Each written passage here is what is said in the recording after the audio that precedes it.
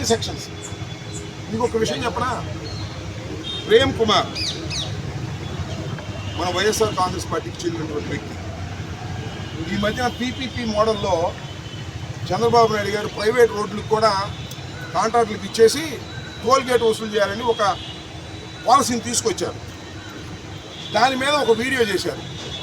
ఏమని దాని ఉద్దేశం, మామూలు రోడ్డుల్లో కూడా టోల్ కట్టాల్సిందే. ఇదివరకు ఏం కట్టేవాళ్ళం, టోల్ మనం ఆ మంగళగిరి దగ్గర కట్టేవాళ్ళం, అట్ట కాదు, మన సత్తినపల్లి వెళ్ళినా కూడా టోల్ కట్టాలి అనేటువంటి ఒక కొత్త థియరీని తీసుకొచ్చాడు చంద్రబాబు నాయుడు గారు. అది ఇంప్లిమెంట్ చేయబోతున్నాడు. దీని మీద వ్యంగ్యంగా ఏం చేశాడు, మా ప్రేమ్ కుమారు నలుగురు కార్లు వేసుకొస్తే మావాళ్ళే, అందరూ మావాళ్ళే, కారు వేసుకొస్తే టోల్ కట్టాలి ఇక్కడ కట్టండి అని 10 రూపాయలు తీసుకున్నాడు. కట్టాడు. తీసుకుని ఈ రకంగా ఉంటుందని ఒక చిన్న డ్రామా, ఒక ఎపిసోడ్ చేసి వాట్సాప్లో పెట్టాడు.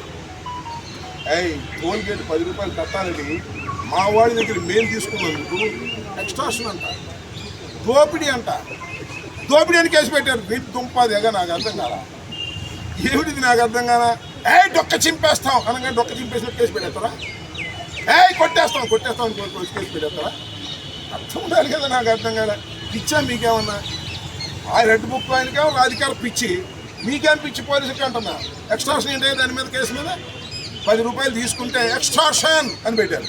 ఇప్పుడు 111 అంటే ఒక ఆర్గనైజ్డ్ క్రైమ్ చేసేటటువంటి పెద్ద పెద్ద దుండగులకు పెట్టేటటువంటి 111 కేసుని అమాయకులైన పోసానికి ఇష్టముడి మీద, లేకపోతే మా సోషల్ మీడియా వారి మీద ఏంటి 111 అంటే సీరియస్ సెక్షన్.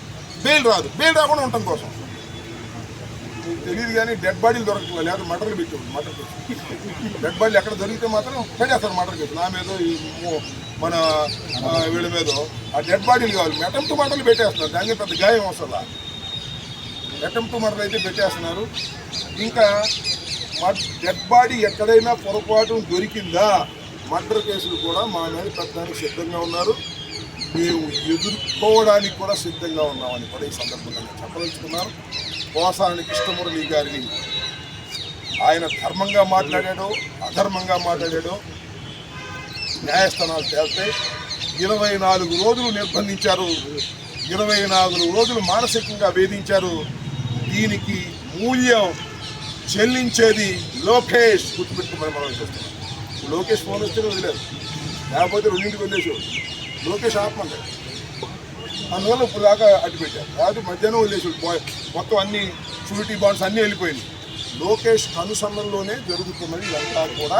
దీనికి బాధ్యత లోకేషే వహించవలసి ఉంటుందని నేను మీ ద్వారా చెప్పగలను.